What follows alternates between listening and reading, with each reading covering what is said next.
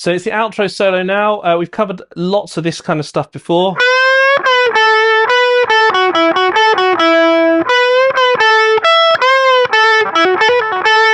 Not too much different, but there's a few other lines in there.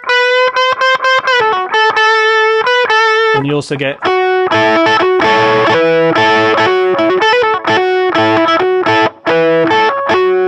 So we'll cover a few of the different variants that happen in the outro.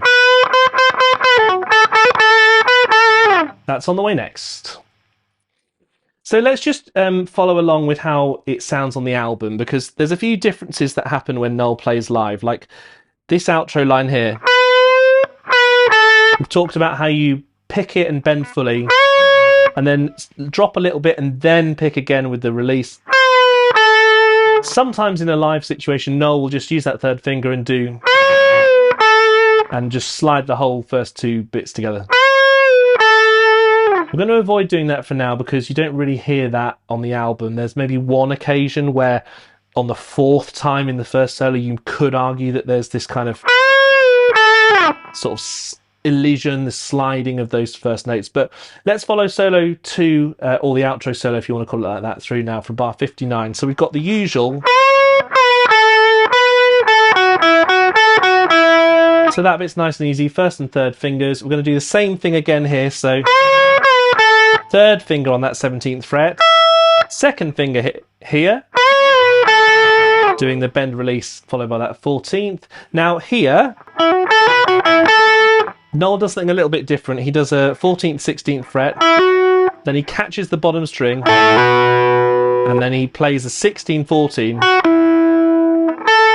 like that. So it's basically messy. And if you had to press me, I'd probably say that there was a little, not a mistake, but it just didn't come out right, and they thought, well, it sounds cool, so let's leave it. Something a bit sort of messy like that happens. In bar 63, if we carry on, we get this usual.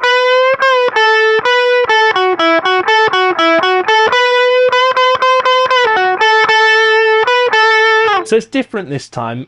We'll follow it through to the moment where it changes. So from bar 63, you get this bend up. We carry on. And then you get the different bit, which is at the end of that bar, into bar 65. So the way this bit works in bar 65 is you get... Now that says a half bend. What you then do is you actually don't keep bending. You just play these notes. Just keep bending up slightly. So you get... And then you release. And again, you don't pick, except for the very first time there.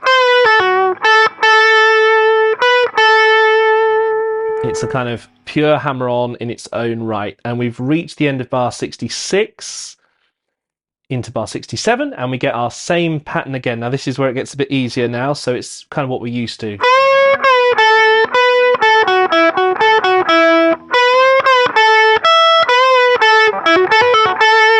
So that's nice and straightforward. We've had that before. Bar 71, we're carrying on.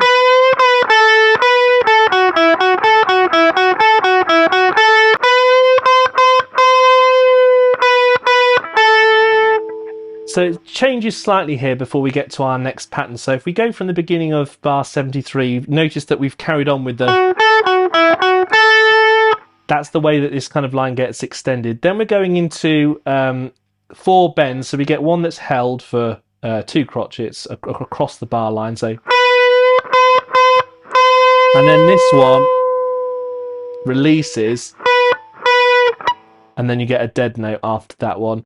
Bar 75 is where it gets different. So this is our little new shape that I was talking about. Very Jimi Hendrix kind of sound.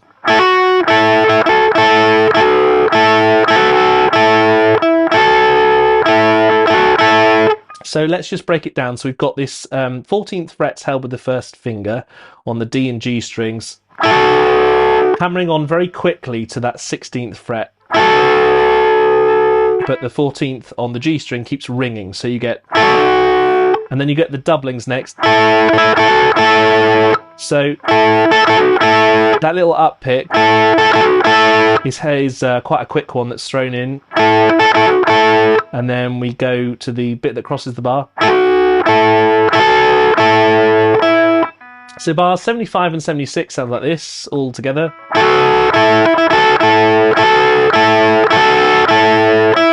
Then bar 77, you're starting to mix and match your patterns now. So you've got this Hendrix thing. The difference with this one, I guess, is you repick that 14th fret on the G with the up, so you get...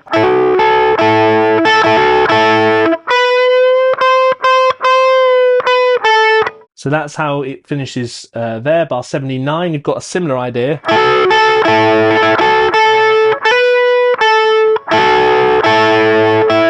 That takes us to bar 81. You're starting to do that bend that straddles the bar, so 81 into 82. Then you get this sort of little different pattern there, and this is where it gets really, really tough. Now, if you're playing a live version, I would suggest that you just start improvising around these shapes. So you go...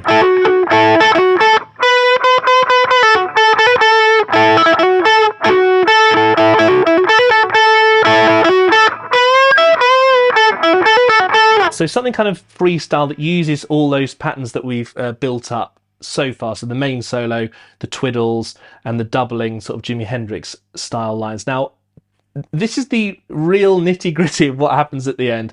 So there's two guitars now that layer over each other. So bar 83 and 87 in my tab should be played simultaneously with two separate guitars layered on top. Let's follow the line for guitar 1 if you want to be really specific, but otherwise feel free to opt out of this video now and go for the improvisation option. You've achieved the song because it kind of fades out. So bar 83, guitar 1, you get...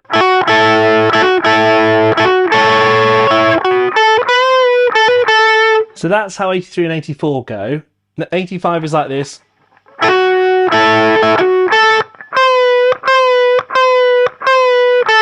And that's the end of outro twiddle guitar 1. Then if you want to go for the guitar 2 part instead, you have a totally different line in bar 87, which means that you get this. And that's it for that one. Bar 88, you have a little pause, then a... So a really slow bend releasing to that 14th fret, and you do repick that 14th, by the way, there. Then in bar 89, you get...